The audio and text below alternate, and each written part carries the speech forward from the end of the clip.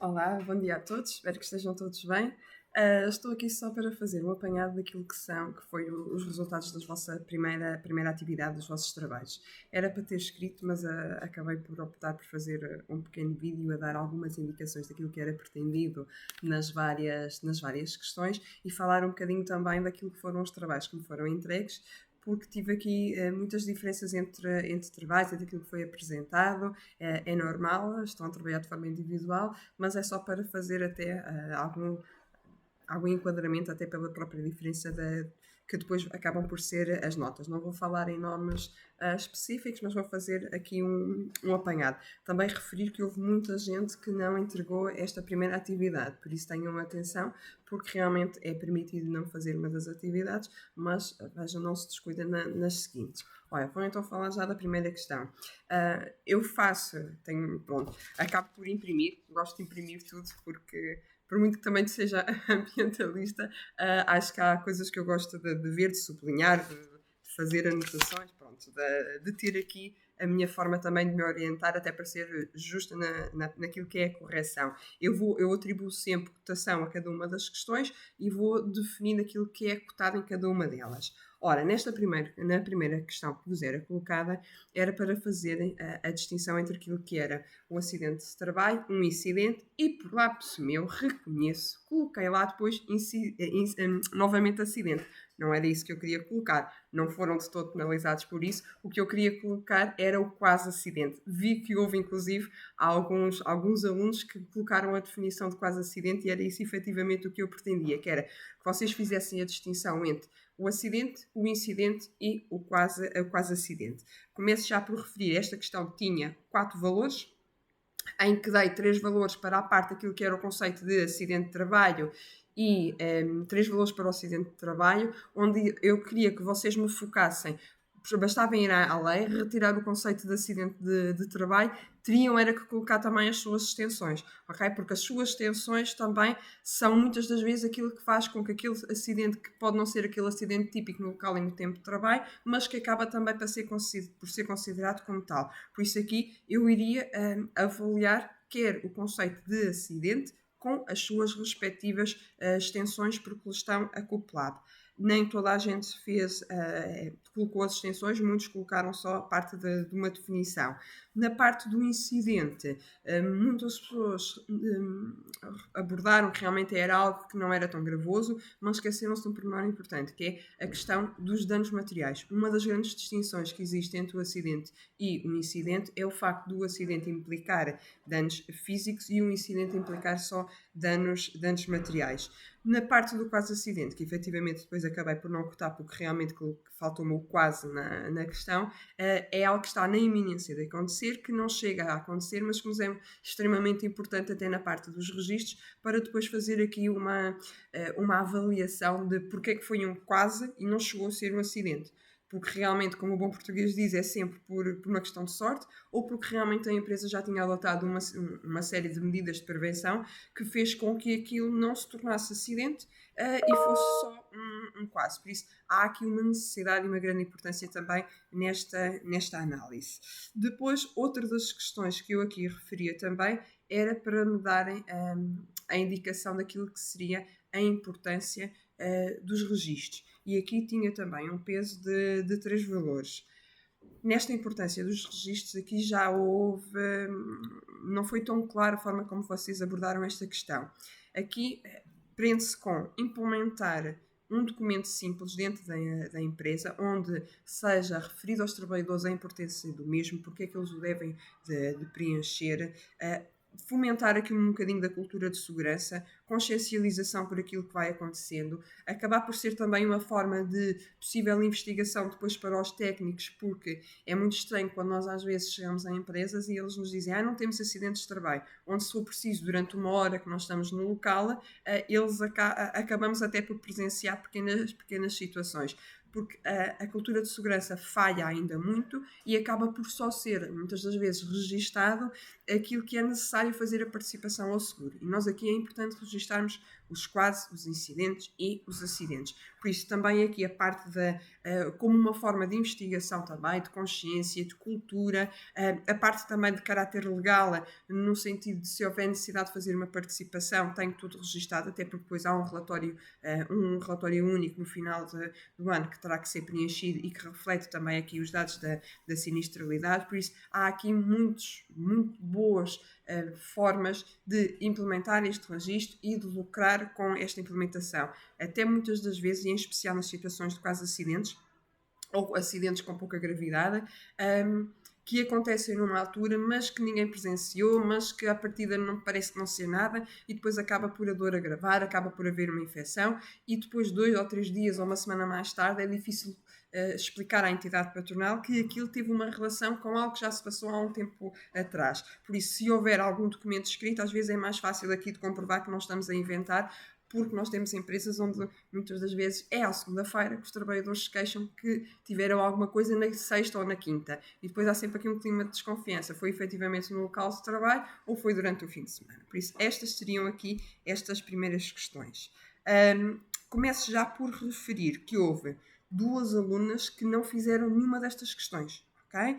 Tenho um trabalho que efetivamente começa mesmo com o quadro 2, okay? de uma aluna que não fez nada disto, e tenho também aqui outra aluna que apresentou um quadro 1, uma tabela, mas que são objetivos e definições. Não sei se terá sido aqui um aproveitar alguma coisa, mas não respondeu nem acidente, nem incidente, não respondeu a nada destas questões, ok? Por isso, aqui é estas situações que eu tinha referido. Por isso, 2 alunas tiveram mesmo ausência de respostas nisso, e do resto houve só assim há algumas situações não muito claras naquilo que era o acidente por causa da parte dos materiais, dos danos materiais, e na parte do acidente o não terem falado das extensões ao conceito de acidente de trabalho.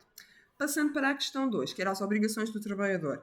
Neste caso, as obrigações era fácil, era chegarem à Lei 102 e retirarem mesmo um dos artigos que fala quais são as obrigações do trabalhador, era só elencá-los, e aqui, maioritariamente, quase toda a gente conseguiu referir a totalidade desta questão. Passando para a seguinte, eu estou a tentar acelerar porque senão daqui a bocado, depois quando vou para carregar o vídeo, ele diz-me que não dá, que está muito pesado.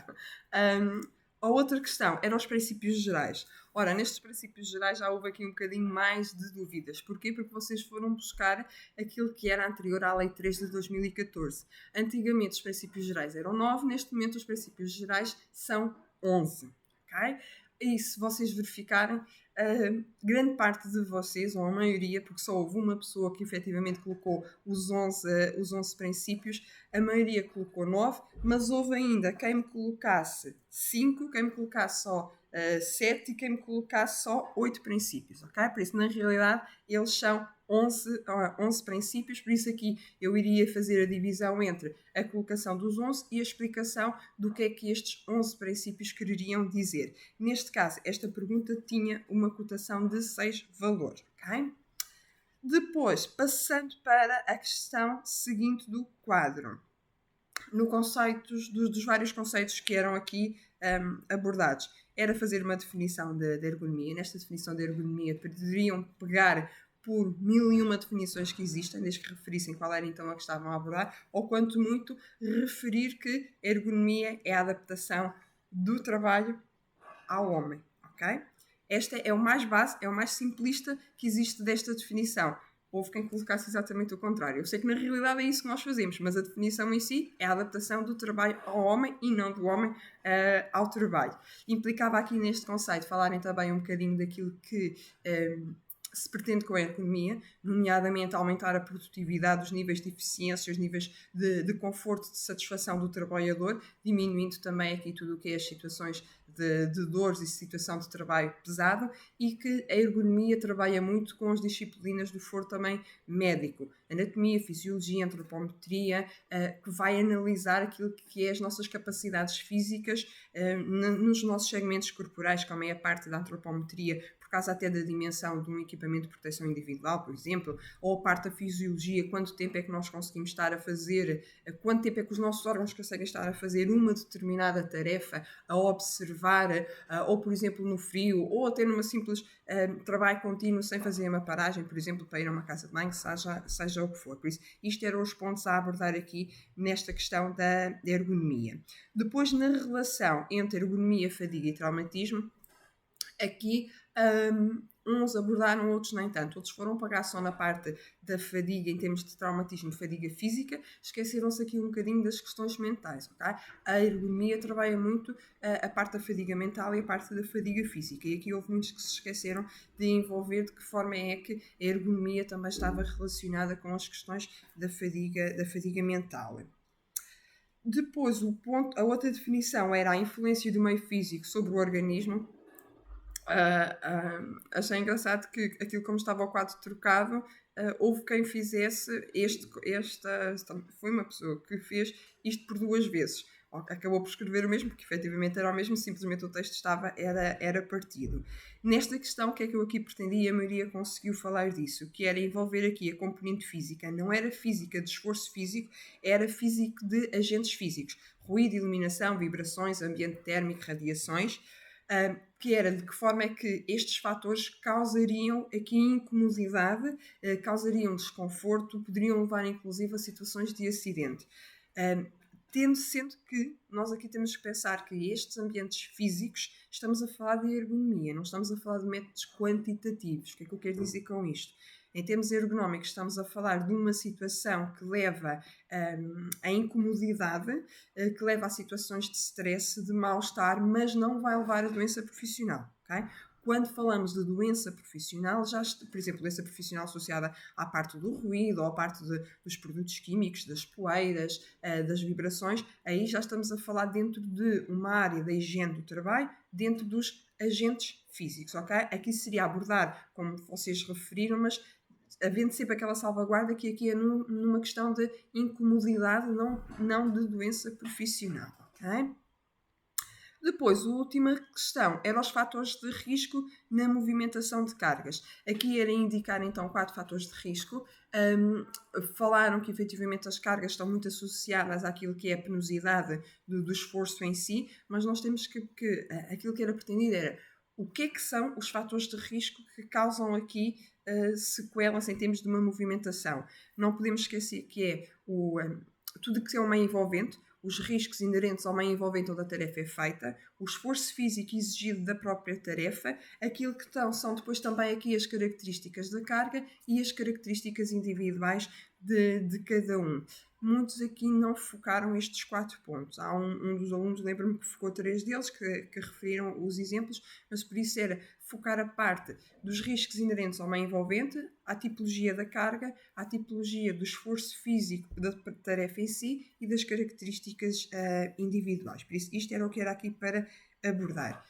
De uma forma muito rápida, foi aquilo que eu queria que vocês aqui fossem abordando. Esta questão valia então 5 valores, sendo que cada um destes conceitos valia 1,25.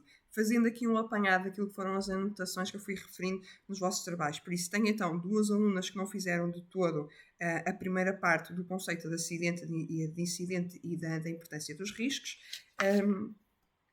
A situação dos princípios gerais de prevenção também já referi. 5 princípios só. Eu estou a passar assim só para ver algumas coisas que tenham faltado. Já referi que muitos falharam na parte da falta do conceito de extensões. 8 princípios só. Alguns também, na última questão, esqueceram-se da parte dos fatores de risco. Nem todos no último quadro, no último exercício, fizeram as 4 definições. Houve muitos, acho que 2 ou 3, que só fizeram 3 das definições que eram pedidas, não fizeram a última dos fatores de risco da movimentação das cargas. Ok, 9. Cuidado com aquilo que é a distinção de perigos e riscos, ok? Identificamos perigos, avaliamos riscos. Um perigo é algo que nós chegamos, olhamos, identificamos e que vimos que tem uma relação direta que pode levar a uma situação de risco. O risco é algo que nós conseguimos avaliar em termos de probabilidade daquilo acontecer e em termos da gravidade que pode causar. Isto de uma forma muito simplista, porque nós temos dezenas de métodos para fazer as avaliações de risco. Cuidado com o HACCP. Okay? O HACCP não tem a ver com a segurança no trabalho, tem a ver com a segurança alimentar. O HACCP, para quem não está familiarizado com o conceito, é Hazard Analyze Critical Control Points. Tem a ver com identificar os pontos críticos onde pode haver uma contaminação, mas no foro da segurança alimentar. Okay? Por isso nada tem a ver aqui com estas questões destes nossos perigos e riscos.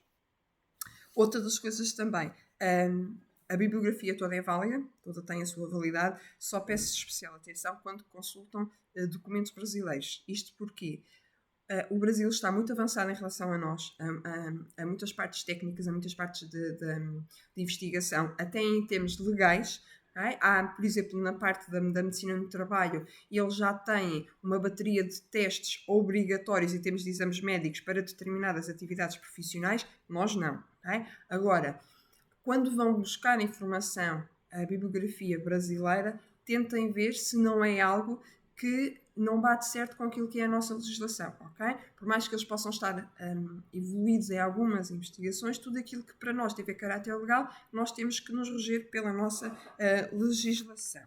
Okay? Mais pontinhos que eu aqui vos quero deixar como nota. Faltam princípios. Ok? Cuidado também quando consultam a bibliografia para ver se não está desatualizada em termos de legislação. Mais ponto. E pronto, estas eram então as minhas anotações. Espero que tenha sido clara. Alguma dúvida que tenham, teclem, mandem, eu esclareço. Desejo boa continuação, quase na reta final para entregar a nossa segunda atividade e depois voltamos a ver via Zoom, que eu vou colocar depois o link para a nossa aulinha do dia 22. Uma aula, um esclarecimento de dúvidas que possam surgir até lá, tá bom? Bom resto de semana a todos.